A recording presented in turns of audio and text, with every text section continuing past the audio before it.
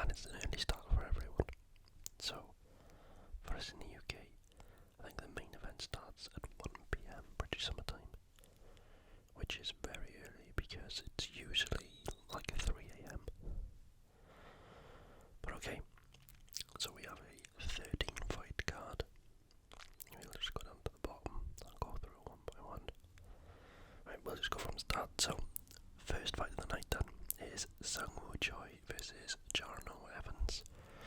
Jarno Evans is from the Netherlands, as you can see. He's currently 0-1 in UFC, and that loss was against William Gomes back in September 2022. So he's back for the first time in nearly a year, and he's taken on Sungwoo Choi, who fights out of Seoul in South Korea. He's had 8 fights in the UFC, going 3-5. Currently on a 3-fight loss streak, and that last loss was a first round KO again from Michael Trezano. So both looking to get a win tomorrow. Looking at the stats, so Choi is a little bit more. He has a little bit of height on him, but nothing really. A little bit of reach, but again, nothing that significant. Okay, so Sungwoo Choi is a little bit more so Sungwoo Choi does look to go for the KO and kind of settles for the decision, whereas Jarno Evans pretty much can finish regardless of the situation. There's significant strikes. So yeah, Sungwoo Choi has nearly 3.5 significant strikes landed per minute compared to Jarno Evans 1.3. Sungwoo Choi does absorb as well quite a bit, but that doesn't look like that might be an issue against Jarno Evans because he doesn't throw that much. Because I've got the grappling. Okay, so yeah, Jarno Evans doesn't really look for the takedowns either. Hasn't got a great takedown defense. Maybe Sungwoo Choi can utilize his grappling. The only thing is that Jarno Evans does look for the submissions. Okay, so this first fight of the night then, I think a big part of it as well is you've got to realise that we're in Asia, and the crowd is going to be crazy from the start for Asian fighters. So yeah, so I'm going to pick Sungwoo Choi to win that. Next up then we have Na Liang versus JJ Aldridge in the women's flyweight division. So JJ Aldridge, she's had 12 fights inside the UFC with a record of 7-5. All of her 7 wins though has come via decision. So yeah, quite a boring fighter I would say. She is on a 2-loss streak at the moment thanks to Ariana Lipski and Erin Blanchfield, who's fighting later on in the card. Na Liang, on the other hand, has only had 2 fights in the UFC, but she's lost both of those fights via KO. But just before coming to the UFC, Na Liang was on a 5-fight win streak, and all of them 5 fights was by way of finish. These match are pretty much the same in terms of size. Na Liang likes to get the finish. Again, JJ Aldridge, boring fighter. She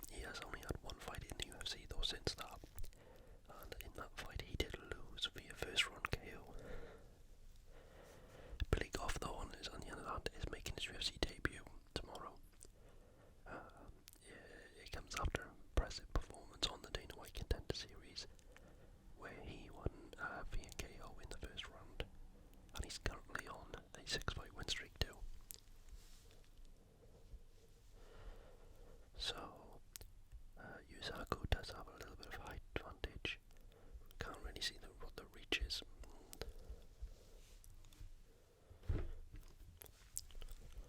Both guys look like exciting fighters, if I'm honest. Billy Goff having a 75% KO ratio, 25% decision, but Yusaku Kinoshita, rather. Every fight he's won, he's finished, which is very exciting. So, look, Billy Goff likes to do output. They have a very similar absorb per minute. But Billy Goff does like over double his land per minute. So look at the grappling.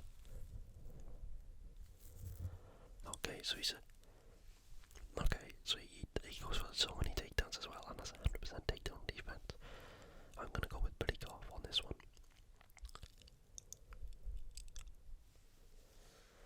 Next, we have another welterweight bout between Song Kinan and Rolando Bedoya. So, Rolando Bedoya is currently 0-1 in UFC, but the one loss that he does have came to the expense of Chaos Williams. Chaos Williams is very highly rated, so there's no shame in losing to him. And as you can see, before that, he was on a 14-win streak. Song Kinan, on the other hand, has had 7 fights in the UFC, with a record of 4-3. He is currently on a 2-fight losing streak after losing to Max Griffin in the first round and Ian Machado Gary in the third round.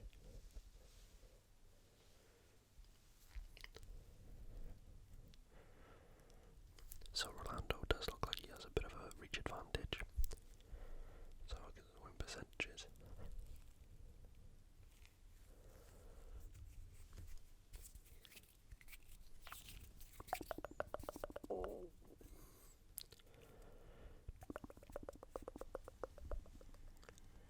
So Song Kinan likes to do a lot of his fights and win a lot of his fights via finish. Only 11% of his fights have been to decision that he's won. Rolando Bedoya, 50% of his fights that he's won has been via decision, so, he doesn't mind going the distance. And another one who likes to land, 10 strikes per minute, over double Song Kinan. But look at the win via KO, not many. So, that's significant. He also absorbs quite a bit as well, which I guess was an issue against Chaos Williams. Look at the grappling. Yeah, both doesn't really utilize the grappling at all. This is a hard one. I'll probably pick Song Kinan just for the current UFC experience and the caliber of people that he's fought. The amount. So yeah, I'm pick Song Kinan for that fight. Next, we have a middleweight bout between GD Njukwani and Miguel Olejniczuk. So Olejniczuk is a 11-fight UFC veteran, winning 6 of those, losing 4, and has won no contest. He's a decent fighter, but he does seem to lose after when he comes up against a particular caliber of fighter.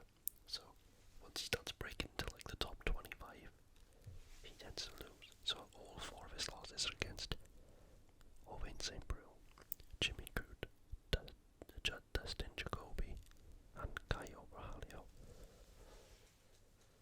All very, very good and talented fighters.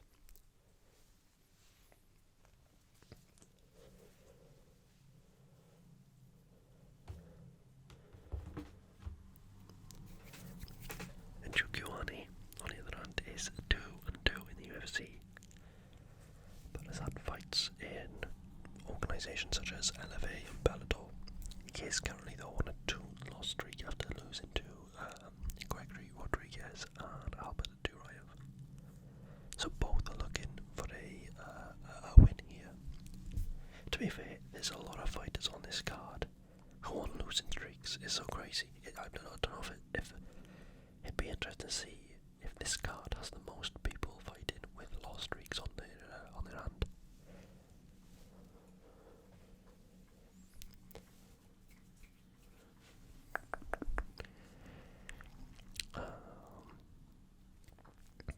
So yeah, so Njokuani has a 3-inch advantage in the height aspect, and also a significant reach advantage over Aldridge. Win percentages, both like to go for the TKO finish, both don't really like to go for the submission. And yeah, in terms of winning, Michael Oleksiejczuk does go to decision less. Significant strikes wise. Oleksiejczuk lands more per minute, but also absorbs like more per minute too.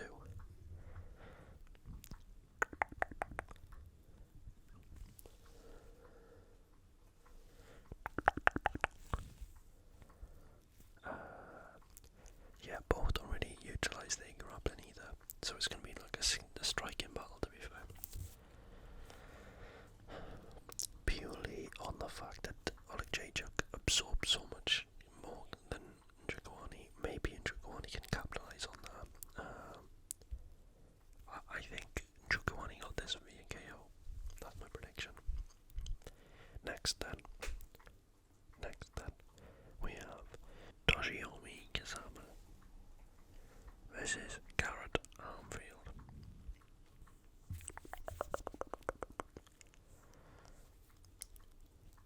So, Garrett Armfield is currently on a 1-loss streak in the UFC, which was to the hands of David Onama, who is like a highly rated prospect in the UFC. And before that, Garrett was on a 3-fight win streak, which, consequently earned him the chance to fight in the UFC. Toshiomi Kazama is also on a 1-loss streak in the UFC. Previously, though, to this loss, he won 10 of his last 11 fights, and he's looking to get back into the winning ways this weekend. Yeah, not really much difference in like the height, reach department, so the finishing aspects. Okay, so Garrett Armfield doesn't like to go to 2 decisions, so it looks like it's going to be an exciting fight. Because Kazama only goes to 2 decision 20% of the time too. Significant strikes wise. Garrett Armfield does land more, but also does absorb more as well. He does statistically have the better defense too. They have the same takedown defense. Kazama's probably the most likely to go for a takedown than a grab and utilise the grappling aspects of MMA. Got any odds? No. Have you got any odds for any of these fights? Okay.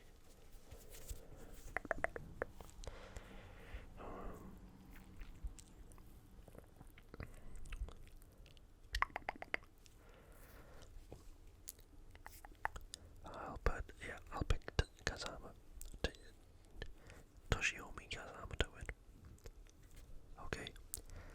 And the main prelim on the card is Waldo Cortez Acosta versus Lucas Przeski in the heavyweight division.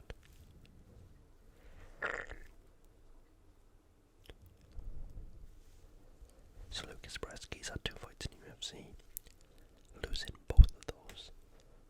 But before coming to UFC, he was on a 6-fight undefeated streak.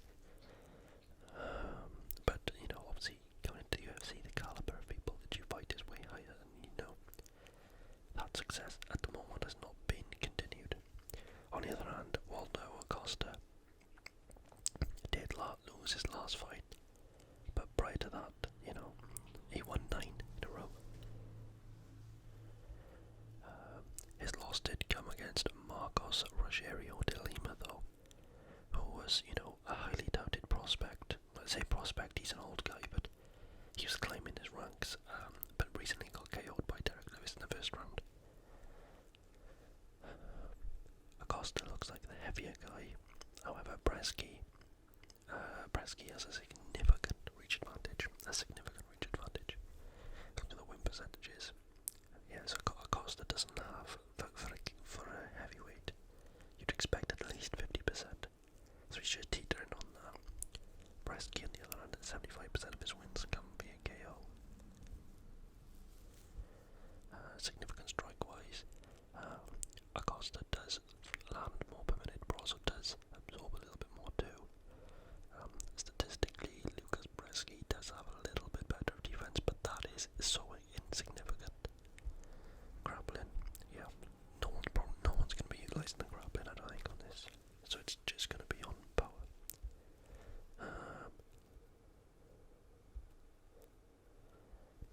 I think because the person that Acosta lost to was so good, I think it was just a little stumble. So I'm going to pick Waldo Acosta to win. To win that bout. Okay.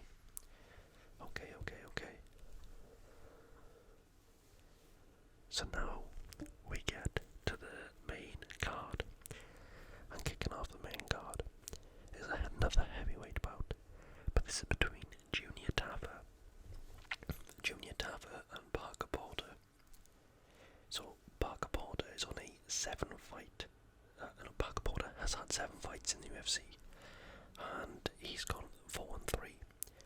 His last fight came against Braxton Smith, I guess not really a well-known fighter, and that was on the undercard of the UFC 288, UFC 288 Sterling versus Cejudo. And Parker Porter beat Braxton Smith via ground and pound in the first round. Before that though, Parker Porter faced Junior Tafa's brother, Justin Tafa, and he lost against Justin Tafa in the first round via KO. Junior Tafa, on the other hand, is not a UFC veteran at all. He's only had 1 fight in the UFC, and that came against Kamaru Usman's brother, Muhammad, where Junior Tafa lost, so he suffered his first defeat. Prior to that, he was on a 4-win streak, winning all of them 4 fights via KO. Junior Tafa is the taller man, but again, doesn't have the reach advantage. Parker Porter has the reach advantage. Like I said, Junior Tafa, 100% KO ratio. Parker Porter is happy to win using a variety of methods. So, Junior Tafa looks like he's similar to his brother, Justin Tafa, where they only need 1 shot. They have like that real freakish knockout power. Whereas Parker Porter, for a heavyweight, does land quite a lot per minute. The only thing is, he does absorb quite a lot as well. If you look at the defense, Junior Tafa, his defense is 75%. Like 25% more than Parker Porter. And when you're a heavyweight, any hit can knock anyone. Grappling, Parker Porter does have the more experience grappling, shall we say. So he might try to utilise that to get the win. But Junior Tafa so far has an 83% takedown defense. And going against Kamaru Usman's brother, that's pretty good. I'm going to pick Junior Tafa for this one, via KO in the first round. Next is probably my second favourite fight on the card, next to the main event. It's a women's flyweight bout between number 3rd ranked Erin Blanchfield and number 4th ranked Talia Santos. Talia Santos, she's had 6 fights in the UFC, going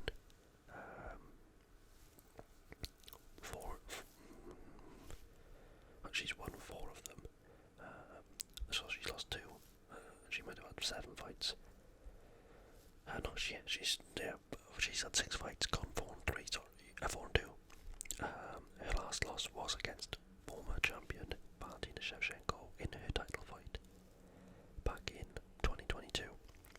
Before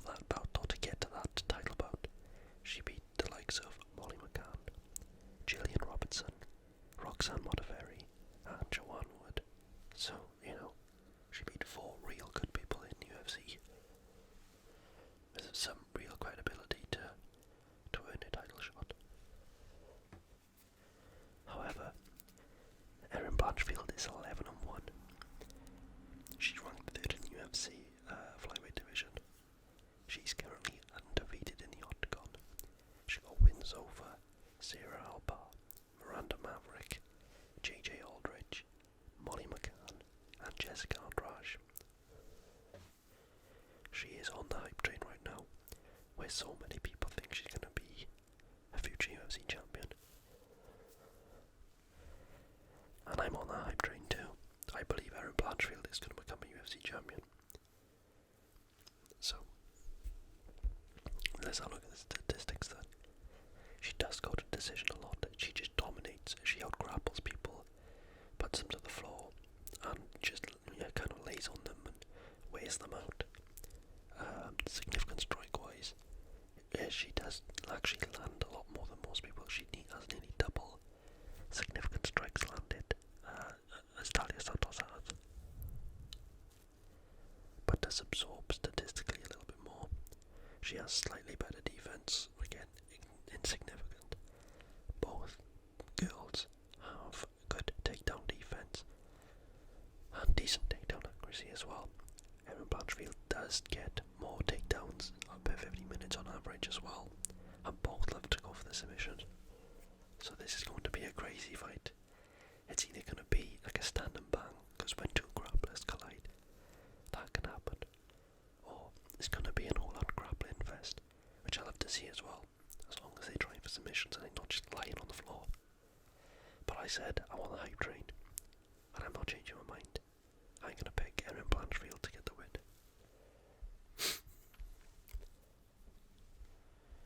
Next, we have a good prospect in Nakamura, and he's facing off Fernie Garcia, and this is in the bantamweight bout. Fernie Garcia is 0-2 in UFC, with losses coming against people like Journey Newson and Brady Haystead. However, though, prior to the UFC, he was 10-1 and was on a 5-win streak.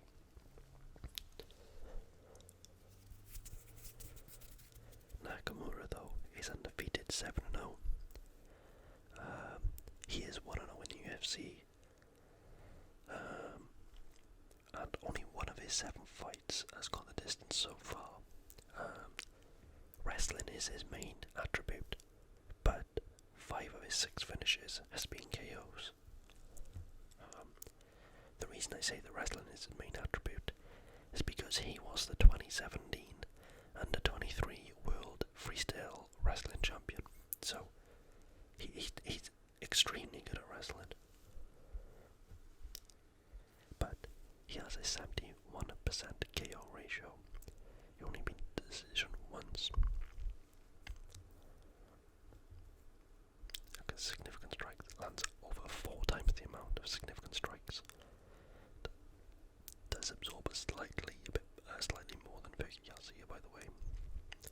But grappling, look at that, 100% takedown defense, averages 2.38 submissions per 50 minutes, and the takedown accuracy 2/3, and he gets on average an 5 takedowns per 50 minutes. I'm picking Nakamura to win this. Next, we have a number 9 ranked featherweight in Giga versus 15th ranked Alex Caceres. So, fighting out of Miami, Florida, Caceres is a 28-fight UFC veteran, winning 16 of those fights. He is currently on a 2-fight win streak over people such as Daniel Pineda and Julian Erosa. But he is old, he's 35 years old, and he is coming against a real tough matchup against Giga, who is a Georgian fighter that's ranked 9th in the UFC. He does have incredible kickboxing skills, which has earned him 7 wins inside the octagon. However, he is coming off a loss to one Calvin Gator.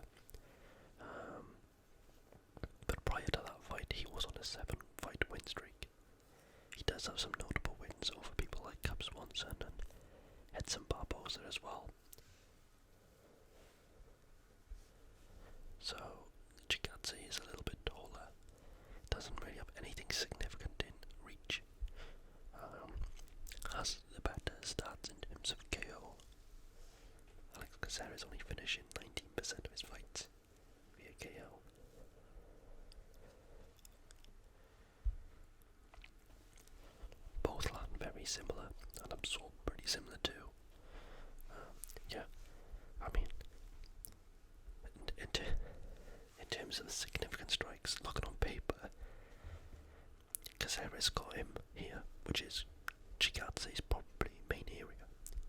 Look at the grappling. The grappling is probably favouring Alex Caceres too, with nearly 70% accuracy on his takedowns.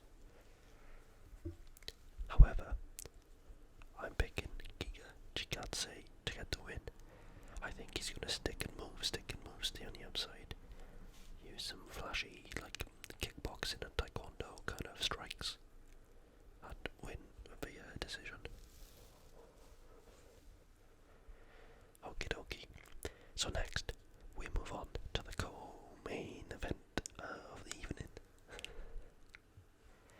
And this is 8th ranked Anthony Smith against 10th ranked Ryan Spann. Okay, so I would say that this bout and the Chikadze and Caceres fight as well, they're pretty good. This is a good fight.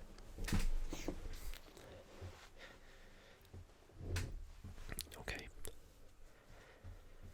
So Ryan Spann is a 10-fight UFC veteran, win 7-3. He does have some notable wins over Ionco Dilaba and Dominic Reyes. However, his last fight ended in a loss against Nikita Krylov, who submitted Spann in the first round. Ryan Spann's actually faced Anthony Smith before as well and lost. Anthony Smith has had 19 fights inside the octagon, winning 11 of them. Is probably his most notable fight. Came against, I guess, who most people consider as the GOAT of MMA, John Jones, for the world, the light heavyweight championship of the world. Anthony Smith took an illegal strike, but vowed to continue instead of winning the bout via disqualification. John Jones did abandon the fight, but a lot of people were telling Anthony Smith, he was in no position to continue and should have just won via disqualification.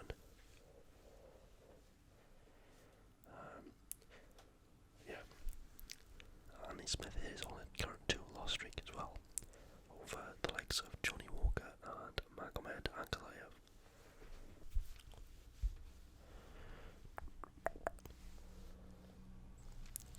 Okay, so yeah, Ryan Spann does have a little bit more in terms of height over Anthony Smith, and also in reach as well. Both guys doesn't like to go to decision, which is nice. Means it's probably going to be an exciting fight for both for the fans to watch. Significant strike-wise, Spann probably just outlands Anthony Smith and also absorbs a little bit less too. Grappling-wise, okay, so Ryan Spann actually beats him in the grappling as well and submission averages. I did not know that.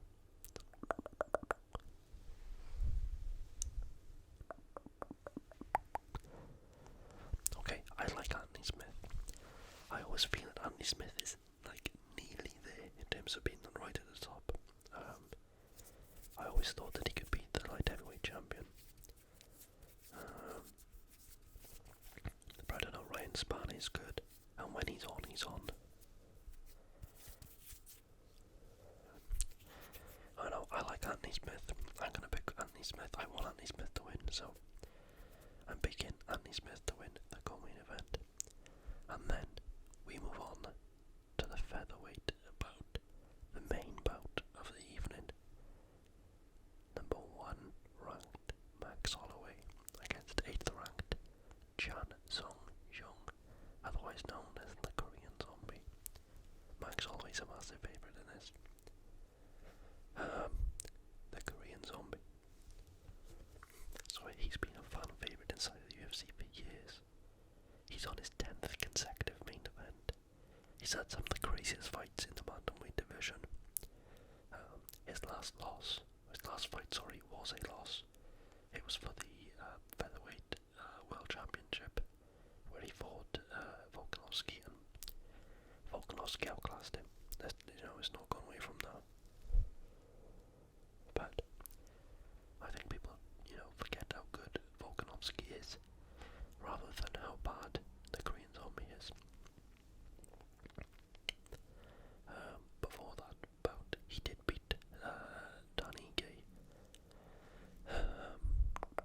would say the most notable moment for the Korean Zombie, I guess he has two. So the first one I guess that people think of is he unfortunately suffered a defeat to Yair Rodriguez in the last second of a 5-round fight via an up elbow or something. Like, you have to watch it to like even understand it. But yeah, that was unfortunate. But also, he was the first guy to ever do a twister submission in the UFC, which is crazy. I think there's only been 3 or 4 ever in UFC, and he was the first guy. Max Holloway, though. Max Holloway is considered by many as the featherweight GOAT. He has 27 fights inside the UFC. Won 20 of those. It's hard to disagree when he has 27 fights. His first fight for the UFC was against Dustin Poirier, which he lost. He also lost actually to Conor McGregor as well. I think Conor McGregor's second fight. That was a few fights later than the Dustin Poirier fight, and that was back in 2013. But after that loss to Conor McGregor, he went on a 13-fight winning streak, which included 2 wins over Jose Aldo, a win over Anthony Pettis, a win over Charles Oliveira, a win over Cub Swanson, and a win over Brian Ortega.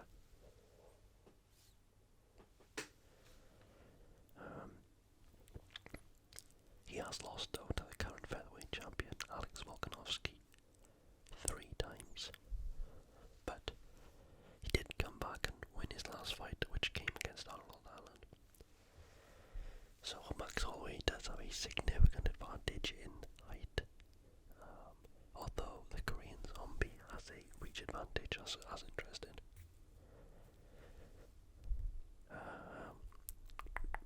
So yeah, you can see why Korean Zombie is a fan favourite. Only 18% of his wins went to decision. Whereas Max Holloway doesn't really go for subs. It's either KO or a complete, outclass performance that goes to the decision. Significant strike landed per minute. Max Holloway has 7 significant strikes landed per minute. Max Holloway has the most significant strikes in UFC history. I think he's like beating the next person by over 1,000 strikes.